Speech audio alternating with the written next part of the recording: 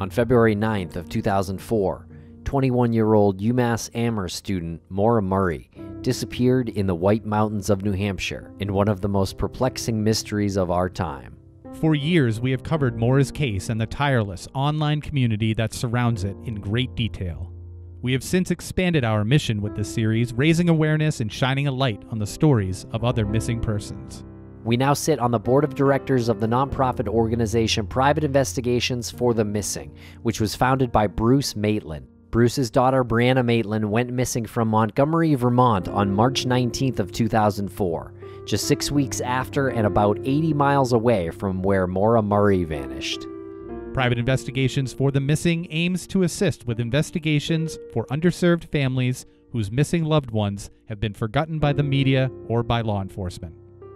Through our growing community, we hope to shed a light on these cold cases.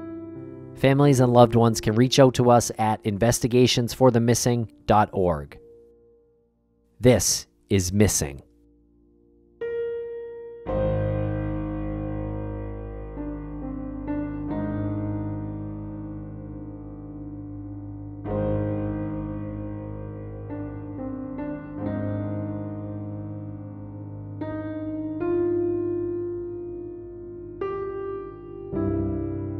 Welcome back to Missing. I'm Tim, here today with Lance. Lance, how are you today? I am doing so well, Tim. If I was doing any better, I would be James Renner. How are you doing today? I'm doing great. And speaking of James Renner, we have him on the show as a guest today in this episode. It's been a while. Every time we have him on, he sort of brings this information about the Maura Murray case that is kind of just hard to believe a lot of times, Lance, isn't it? Well, I mean, that's the story with Renner. That's like his MO. He'll bring this information. He's been doing it for years. He'll bring this information. We initially sort of scratch our heads and say, that's kind of a stretch, Renner. And over the course of months and sometimes over the course of years, this information proves to be, if not entirely accurate, 99.9% accurate. You know, sometimes it slips down to the 97% accurate, but James Renner in the background is hustling like a worker bee. He is making things happen and always on top of it. And what you read in his blog is like the tip of the iceberg. That's right. And check out his blog at mauramurraymystery.com. And of course, he wrote the book True Crime Addict, How I Lost Myself in the Mysterious Disappearance of Maura Murray, that came out in 2016. And Lance, he's moved on to some other cases. Obviously, he still keeps up on Maura's case pretty frequently, but he has also done some other projects. He started the Porchlight Project. He's working on this case of Lisa Pruitt, and he's got his own podcast called The Philosophy of Crime. Indeed, James Renner is one of the hardest working people in the business. He does speak about the Lisa Pruitt murder, and he has a website, lisapruittmystery.com, and Pruitt is spelled Pruett, lisapruittmystery.com, and he's tackled this unsolved murder, which happened on September 14th, 1990, and Lisa Pruitt was 16 years old at the time. And that does seem like it's going to be his next book project, and as he talks about here in the beginning of this interview. And Lance, most of this conversation, we talk about the Maura Murray case and sort of characters at the center of some of this this era, I guess this latest era of the case, because at this point it kind of has to be broken down in eras. And this one would have to be sort of classified as a troll era. I just want to remind everyone, please do not harass anyone. Please do not send any threatening, harassing messages. Please be polite. It is a troll era, but to be clear, these aren't the trolls that you can sort of laugh off like some of the trolls that are out there. These are trolls that have taken that practice to new heights, or I guess new depths. Very interesting to hear James's take on it and what it's done, what toll it's taken on his life and his work and Maura's disappearance in general and specifically. And I think it's possible that some of this trolling does have case implications, and that's why it is important to follow through with these things, which you'll see in this conversation. Things are being followed through right now regarding this trolling, which is a very good twist in the case. Right. And just like everything else that we have covered on the podcast in regards to her disappearance, if we're talking about a situation, a circumstance, a person, we've always said that we approach it trying to figure out a way to rule it out. So, like you said with the case implication, it'd be great to try to rule out some of these intentions. Okay, everybody, I hope you enjoy this episode. Check out the show notes for links to Renner's work, and thank you very much for listening. Before we get to the interview, Tim, what are you doing on June 17th, Thursday? I'm going to be in Saratoga Springs, New York for the Saratoga True Crime Night, Lance. Are you going to be featured along with Josh Hallmark from True Crime Bullshit and DNA specialist Toby Kirschman, the one who worked on the Golden State Killer case? Yeah, and Dr. Christina Lane and Dr. Christopher Kunkel from the Cold Case Analysis Center at the College of St. Rose. They're in Albany, right near Saratoga Springs. And, of course, Saratoga True Crime Club founder Marcella Hammer, our friend, is going to be hosting this event, Lance. It's going to be a blast. It is going to be a blast. We're very excited about it because we made the decision to not attend CrimeCon this year due to COVID reasons. This will be the first time we're traveling. We can't wait to see people in person. Again, it is Thursday, June 17th, 6 p.m. to 9 p.m. There will be dinner, snacks, drinks, great guests, and you can buy your ticket to see us all and interact with us on eventbrite.com and search for Saratoga True Crime Night, or click the link in the show notes. Okay, everybody, thanks a lot for listening. Check out our website at crawlspace-media.com and follow us on social media at MissingCSM.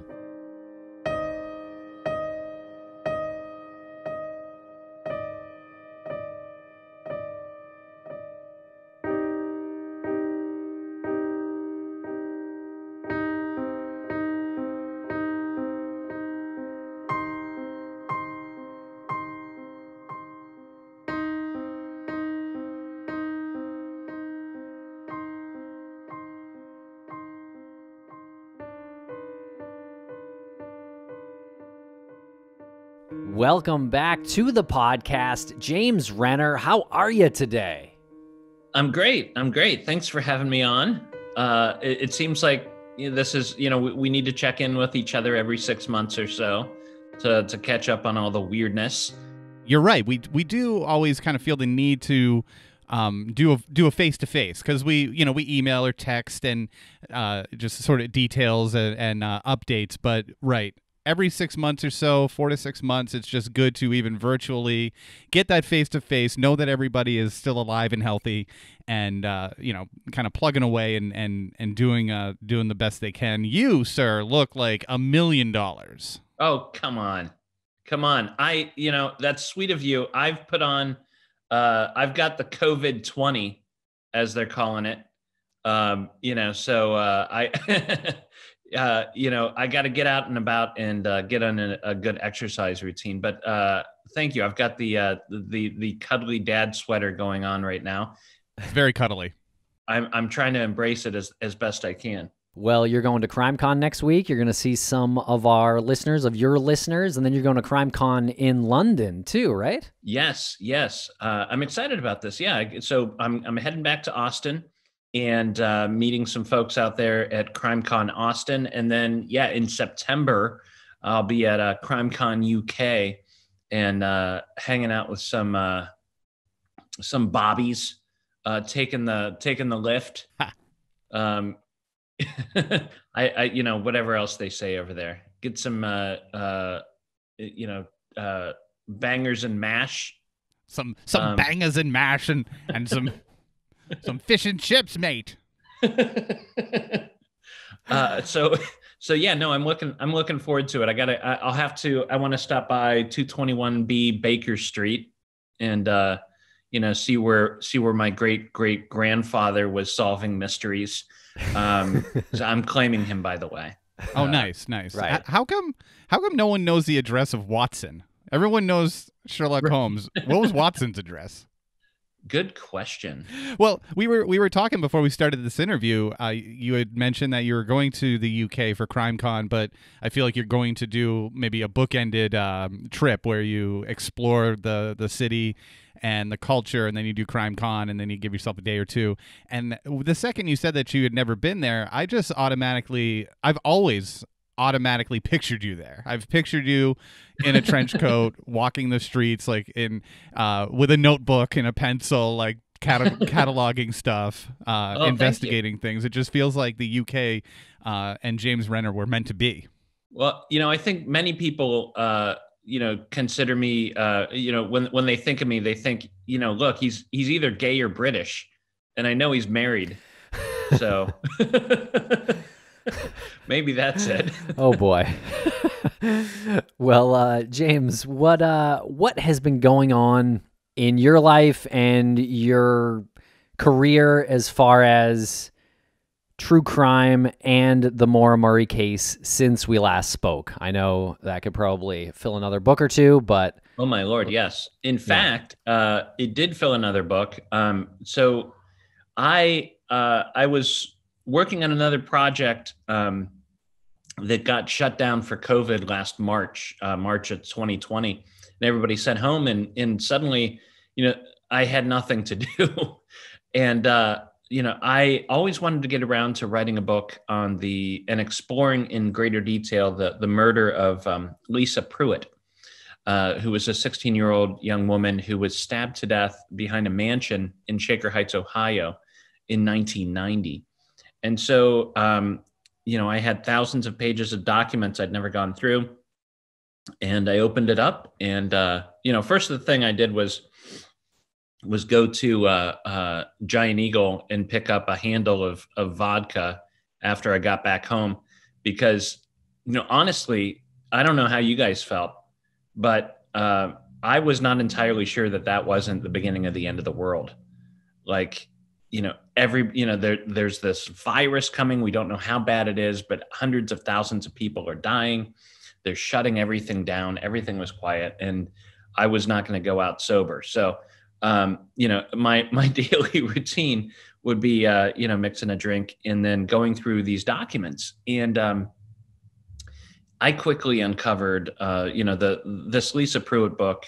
I think the most important thing I've ever written, because I think it's going to solve, my hope is that it solves a number of cases. I think going through these documents, I uncovered a serial killer that was operating in Cleveland in the late 80s and 90s that nobody knew about. And so I'm hoping to prove that, and at the same time get a guy out of prison who's been sitting there for a couple of these murders that this other person committed. So it's a crazy story.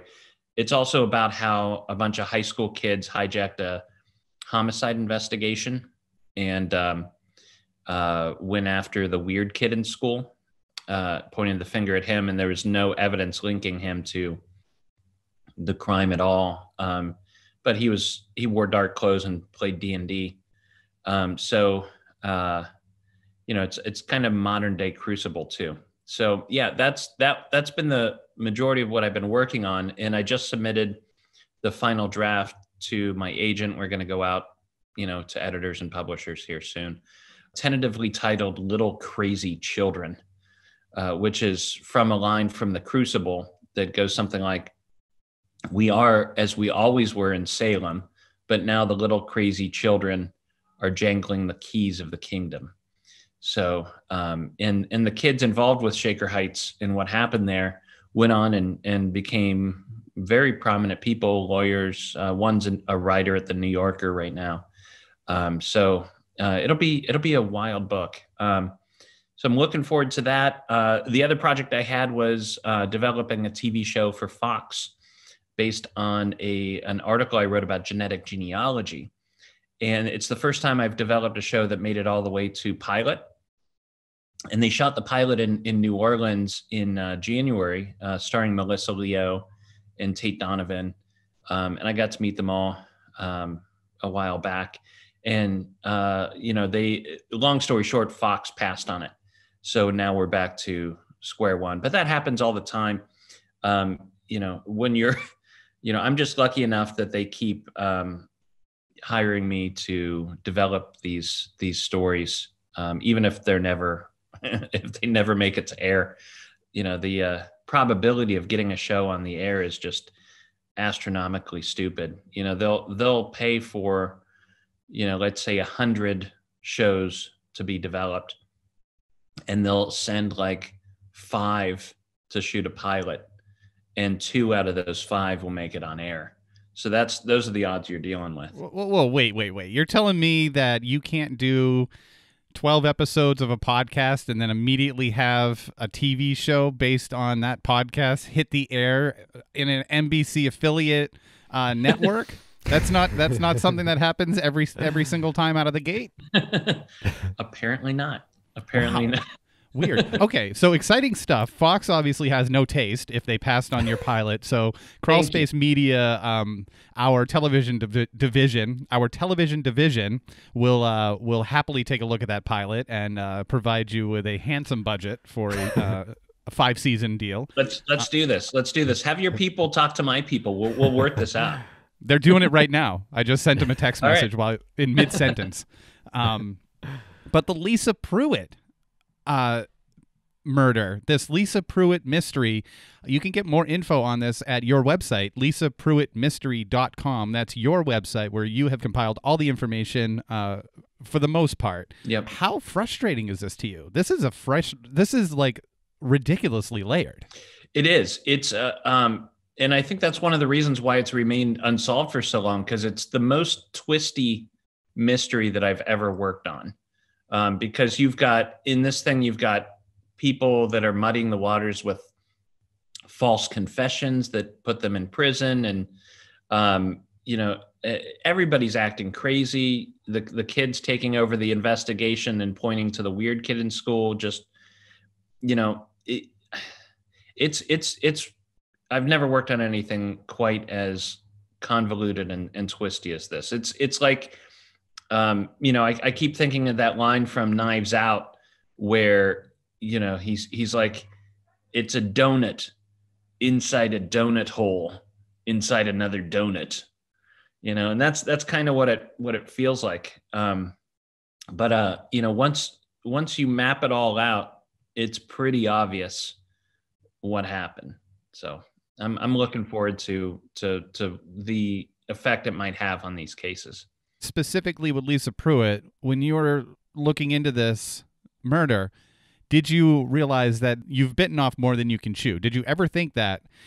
And at what point? There's a very specific moment when researching this case, and because it was such a cliche investigator moment that I didn't think ever happened outside of movies. But I had just kind of figured out that there's a guy sitting in prison who shouldn't be there. And I mailed him a letter. And a couple days later, I get a phone call, and it's not from him. It's from a detective that worked the case. And he's like, I hear you're looking into the Porter's murders, the murders of Philip and Dorothy Porter. I think you should just leave it alone. And I'm like, excuse me? Like, who is this? And he introduced himself as Detective Doyle, the guy that worked the case and got this guy to confess, which I think is a false confession. And I think he has the same concern at this point. And he said, he's like, I don't mind you looking into unsolved mysteries, but this one's solved and you should leave it alone. And he's like, are you the James Renner that lives in Wadsworth? Or are you the James Renner that lives in Akron? And I'm like, that kind of sounds like a threat. He's like, no threat, man. I just want to know who I'm dealing with. And so that was like, I'm like, oh my God, what did I step in? And sure enough, like there's just, the detective in that case is trying to get this guy to confess to other murders that happened when he was like 13 and had no connection to. And every time he gives him a little tidbit, the detective puts some money on his prison account so it can be a little more comfortable for him in there.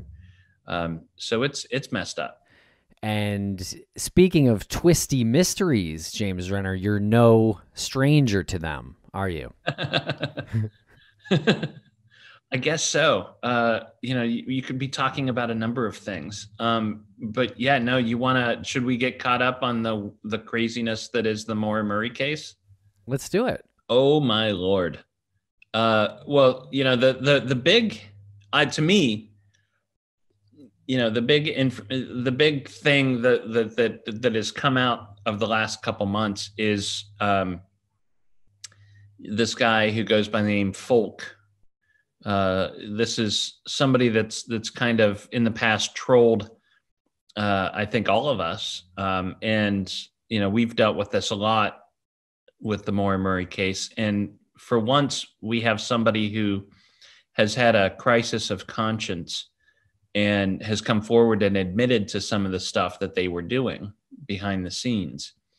And I think, have you guys talked about that? Have we talked about that fake tip that came in last fall before? Yeah, it did come up. I think your last appearance last summer, August of 2020. That took everything up another notch. It was so elaborately orchestrated, and this idea that the plan was to get me to write something on my blog that was untrue, to report on something that was untrue, so that the people involved could then come back and sue me for defamation and destroy my credibility that way. So they used, luckily I didn't print the story, but they used a fake phone number. They used real names of people who were students at UMass at the time, and even verified their birth dates, used their exact birth dates, so that when I did my research, it would all come back as clear. They pretended to be this other person who went to UMass. This story about how they bumped into Aaron Larkin at a pizza shop, and the day of the disappearance, and she was probably with Maura Murray, was the story that they were telling. And so I spoke to the guy on the phone from a fake phone number out of Massachusetts that all looked legit too. So everything was kind of being verified, but I just had a weird feeling about it that I should wait, another day or two. That was enough verification that some newspapers, big legitimate newspapers, would have run that story. So, but I didn't. And I sent the information to Chuck West at the cold case unit in New Hampshire. And he called that number back and spoke to the guy. And apparently when the detective got involved, it all fell apart because the guy admitted that it was all a hoax. And what West didn't know at the time was that the person that he was speaking to was actually this guy who goes by the name Folk, this online provocateur. And so all I knew was that it was a hoax. And then it kind of started coming out that Folk must have been involved directly. In like February, this news started coming out. And then he came forward and admitted, yes, it was me, but not just me. It was me and Aaron Larkin. And he provided text messages or Facebook messages between him and Aaron Larkin, who's presented herself in the past as an advocate for the Murray family, and ran a podcast and a blog about it. But she's helping him create this elaborate ruse by sending him pictures of herself.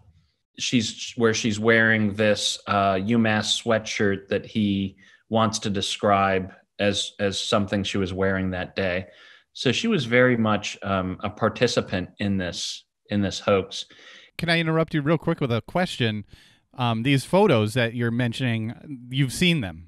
Yeah. I've got, in fact, if you go to my website on the Maura Murray case, mauramurraymystery.com, there's a link where you can see all the messages back and forth, and you can see these pictures that she took of herself to give to Folk so that he could describe her accurately. And they're kind of joking around about it. She says at one point, maybe this is how I take down that meaning me.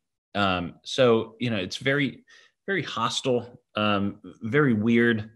And when all this finally broke, I decided to drive out to Massachusetts to speak to Folk directly because he lives out there.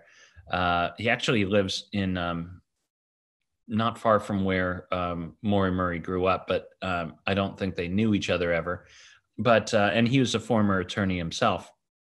So I came out and spoke to him, and so I could see the evidence directly. And so I could make him pull up Facebook on his phone to show me that, yes, in fact, these aren't Photoshopped. These were conversations that actually happened. I think we all had a hunch that Erin was involved in some way, and it kind of provided the proof for that. Shortly thereafter, she deleted all social media, or not deleted, but unpublished social media accounts, and then republished, put them private. And then her website now there's hardly anything there. She also tried to get my website shut down after I reported on it, claiming, making a bogus copyright claim. So I had to deal with that. The website was down for about 2 or 3 weeks. It was unsupported. So the website's back up now. But it's just been a pain, annoying more than anything. But there is one good thing that's come out of the last few months is, and I know there's a couple other things to talk about with the tech stuff, but the one good thing that's come out is, so I've been speaking to Amanda Knox, of the famous case out of Italy where this young woman, her friend was murdered when she was studying abroad, and she ended up in an Italian prison for like 4 years. She now runs a podcast called Labyrinths, and she's been putting together an episode with Julie Murray on what it's like to be at the center of media attention for a big case like that, and dealing with journalists. And so she interviewed Julie first, and then she interviewed me. I talked to her for about 5 hours. Long story short, she ends up bringing Julie and I together, and speaking through this case and through our issues with each other. And since then, I've had direct contact, a line of communication with Julie Murray, which I never thought would have been possible. So I'm now, sending Julie information on the case as it comes in, and she responds, and is thankful for what's been provided. And specifically, she wanted me, and I believe you guys too, to give her any information on any of this trolling online stuff that everybody has seen escalate in the last couple of years. Okay, and that's going to be a pretty interesting conversation, but I want to backtrack a little bit. Yeah. You brought up Amanda Knox in a very nonchalant type of manner. That's sort of big. That's sort of big news, and Amanda Knox being the bridge between you and Julie Murray, and now there's a relationship there that is a productive, respectful relationship, which is different from the past. I feel like some of the cobwebs have kind of been cleaned off, and now the reality of the situation is more present and visible. How did Amanda Knox even get into this conversation in the first place? Was it simply because of she was interested in Maura's disappearance? Can you give a little bit of history there? Well, I think to an extent we have to thank Bill Rausch for this, because Bill Rausch has been trying his hardest to get other newspapers and other media personalities to cover me in the way that I'm this out of control journalist who must be stopped, who's ruining his reputation. Not so much the 5 women that are alleging everything from harassment to attempted rape, but the coverage of it. So he and Aaron started tagging Amanda Knox on a bunch of tweets last summer, saying, hey, you should go after Renner. I don't think they expected her to be, apparently they didn't expect her to be as savvy and intelligent as she is and want to get the real story. She's real close with John Ronson, who, no matter what he covers, is sympathetic to all sides. So that's kind of where she's coming from. And I reached out to her then. I'm like, hey, sorry you're dealing with these a-holes. And she's like, yeah, I appreciate you reaching out. And and then she got back in touch in, I think it was January, February. And it's like, hey, I've decided to do this story. I'm going to try and be, level-headed and, open to all sides. And do you want to talk? And so I decided to talk to her. And, we had I remember our first conversation. It was a little over an hour, I think. And she was, definitely cold at the beginning of this conversation. But by the end, she's saying, hey, look, I had a totally different picture of you. And after speaking to you, I can tell that I was wrong about some of that, and, hearing from other people. So, and which is why I like things like CrimeCon, when you can go out and meet people in person, and they've built up this idea of you based on comments that other people have made on the internet that are untrue. And, once I just think if you can sit down and, or even Zoom face to face with somebody, I think they can tell your true intentions a lot better. And then, so you've got another thing with that crazy hoax, is that it directly impacted the Maura Murray case. Folk, at the same time he was doing this hoax with Aaron, was working with Aaron to draft these motions in New Hampshire to get the police to release photographs from the crime scene that the Murrays have always wanted. And in their denial, in their motion against this anyways, Chuck West specifically cites this hoax as one of the reasons not to release these pictures, because look how crazy it is online. If we release these pictures, it's just going to feed the frenzy, and hurt the case. That's one of the reasons those pictures were not released to the family. So you've got these people that are directly impacting the case itself, which is not good. And I just want to be clear about Larkin, that she was actually at UMass with Maura Murray at the same time. I'm only saying this for context. She's, in her own words, a teammate of Maura Murray. I mean, she was. That's obviously verifiable. Right. And she's gotten very close in this investigation now, where she's being called as a witness in Bill Rausch's, protection order hearings, and appearing there, sitting next to his mother. Another thing that came out of Folk's conversations and what he's been sharing with everybody is apparently there was an incident where Aaron met with Bill Rausch at a bar in DC. And while there, he was sending her, or around that same time, had been sending her lewd text messages, which is kind of his MO. These other women that have come forward complaining about him usually talk about meeting at bars. And then while they're there sitting, they're usually with other people. He presents, as this, affable person. But at the same time, he's texting them, they're a foot away from him, and he's texting, hey, you want to come back to my place? You want to, straight out, hey, you want to type stuff. So apparently that night he was with, or around the same time, he had brought a friend of his to the bar as well.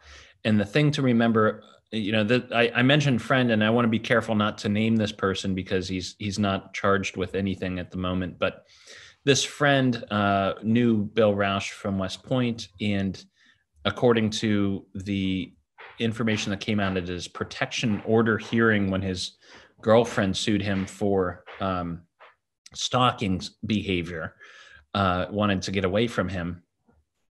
This friend was involved in that too. And she alleges that he would pay her to have sex with his friend. And so this is the person he brought to the bar to meet with Aaron. She ends up calling Scott Wall, of all people, to come. And he meets them right as Bill's trying to get Aaron to head back with them, interrupts it, and, takes Aaron to safety or whatever. Every step of the way, this person is inserting themselves into the case, and with the people that are involved with it, with the family, with the ex-boyfriend who's facing felony charges in DC. So it's a mess. crazy stuff. And then, I've got things like, folks sharing me texts with Scott Wall where he's threatening my wife.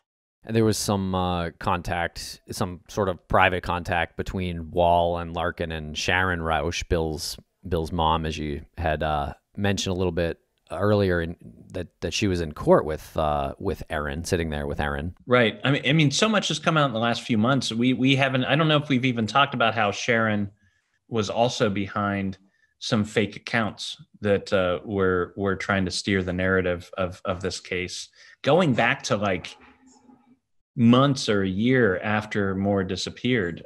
Sharon Rausch, the mother of Maura's boyfriend, is online using fake accounts and names to kind of play with the people online that were looking into this case.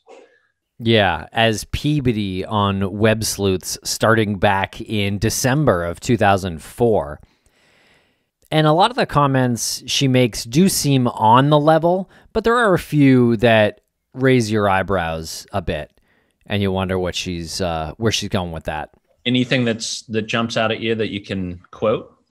I'd have to have it in front of me, but in looking back at some of the things she said, there's an article in which Sharon Rausch says that their love continued to grow and it had taken on a special glow in January of 2004 when I last saw her. I as in Sharon. Oh, right.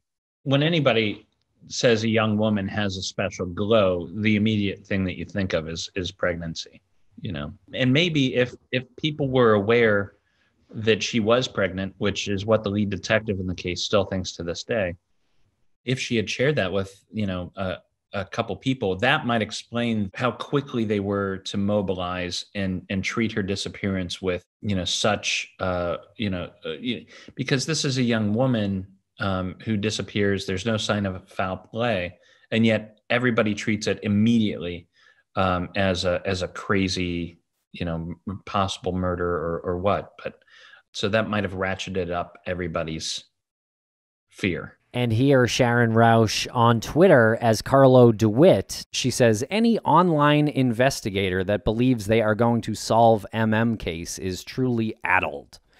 I just don't understand how someone who knew Maura Murray would talk about people who earnestly devote their time to trying to help. Yeah. Oh, one other thing that's worth mentioning here is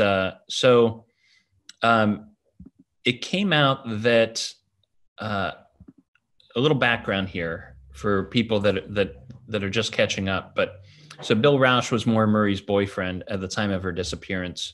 He's facing felony sexual abuse charges in D.C. At the moment, the next hearing is in September. It keeps getting delayed because of COVID. But one thing that happened during the time he's been charged with that is his girlfriend, who he was seeing when he was married, came out and asked the court to give her a protection order because Bill was stalking her and wouldn't take no for an answer. And she claims had also beat her repeatedly and would have her role play as Maura Murray so that he could choke her. So crazy stuff there too. But so he's still under a protection order for that case. It seems that the victim in that case has asked for an extension of the protection order because she believes Aaron Larkin violated the protection order by contacting her on his behalf, asking for this victim to return a Tiffany necklace that he gave to her as a present. So what is she doing inserting herself into this protection order case too? I want to read a little bit, so this is Aaron posted a series of pictures with the victim on social media and violating her privacy and identifying her, for people that could have put two and two together. And so this woman's lawyers reached out to Aaron and said, hey, please take these pictures down. This is just traumatizing this victim further. And here's what she wrote back and this is on my website too. This is Aaron's email to the victim's lawyer. I am sympathetic to your desire not to be involved in any discussion about Maura Murray. However, as the victim was acutely aware, by contacting Mr. Renner, she was inserting herself into Maura's case. The victim came to me because she thought she was going to disappear like Maura Murray, and she wanted somebody to cover what was going on. And while it was your client's choice to insert herself in the case, she is hardly the only one to have suffered as a result of that decision.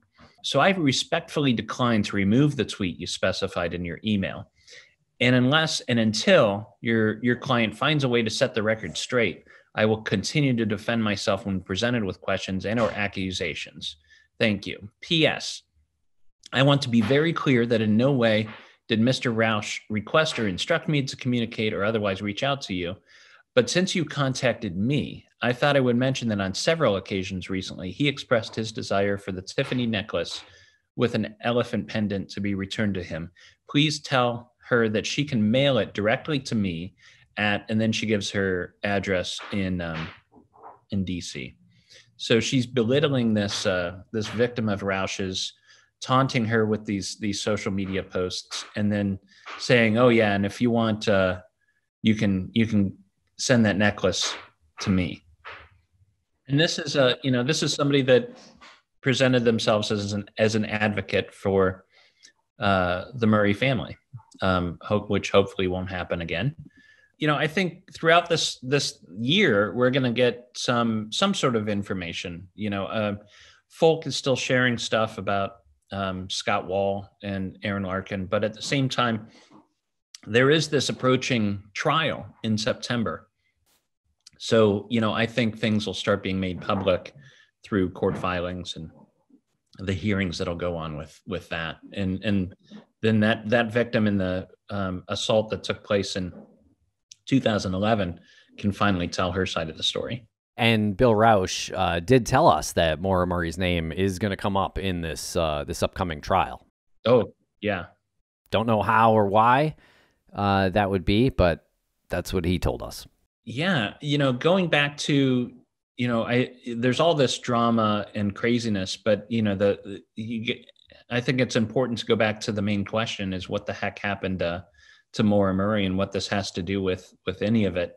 I think what Julie expressed to me was that she's very interested in the trolling now and the crazy stuff that's been going on behind the scenes, because, this has been going on from the very beginning. And perhaps the person that is, I guess, quote unquote, the mastermind behind the online stuff, maybe they had something to do with what happened to Maura. So Julie's open to that idea and trying to figure out, who's really been behind the crazier stuff that's happened. And I apologize if I missed this, but you said that Julie is open to considering that concept that some people or someone who was part of the trolling might have had something to do with Maura's disappearance. Do you also feel that way? And is law enforcement aware of Julie's feelings?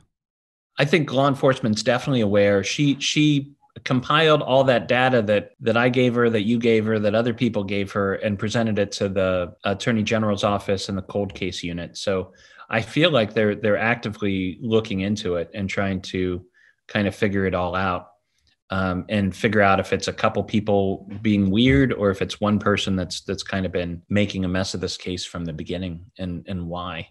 What could possibly happen as a repercussion legally to somebody doing something like this? Well, I think if they're able to identify specific instances and link it to real people, I absolutely think they're at the point now that they would charge people with, I guess it would be interfering with an investigation or obstruction of justice or something. There's also been rumors of illegal wiretaps of all things in this case. Folk believes that there's audio. Folk has heard this. The captain from True Crime Garage has heard this. There exists a recording of Chuck West talking about Maura Murray's case and the details about the case. The big question is, when he was recorded, was he aware that he was being recorded and that this recording would be released to other people, including podcasters. Did you say you've heard it, or you've only heard people say that they've heard it? I've only heard secondhand from both Folk and the captain from True Crime Garage, and they both received this recording from Aaron Larkin. The question is whether or not Chuck West was aware that he was being recorded. If he was not aware he was being recorded, then that's a felony in New Hampshire. And to be clear, Chuck West was the head of the New Hampshire cold case unit, and the Maura Murray disappearance was on his, I guess, docket. I don't want to like it. Yeah, it was a case that he was investigating. Yeah, right. Yeah. I don't know if he was the head of the unit, but yeah, he was definitely, I think, the head of that investigation, of Maura Murray's investigation. Oh, gotcha. Okay, yeah. Sorry, I probably misspoke. But if he wasn't the head of the unit, I mean, you're talking about Chuck West. And this is referenced even in Folk's filing. Aaron Larkin provides an affidavit in that case where she talks about having a source, quote unquote source, and that talks about these photographs. She quotes Chuck West verbatim in that, and I believe that quote comes directly from this audio recording. And obviously, there'd be some details in there that West and the detectives and state police don't want out there, don't want shared with podcasters, because even if they were aware it was recorded, it was a private conversation. So at this point, we're trying to get a copy of that recording to find out for sure. Who's we? Folk believes that he can, that he has a copy. So we're trying to get the copy from Folk.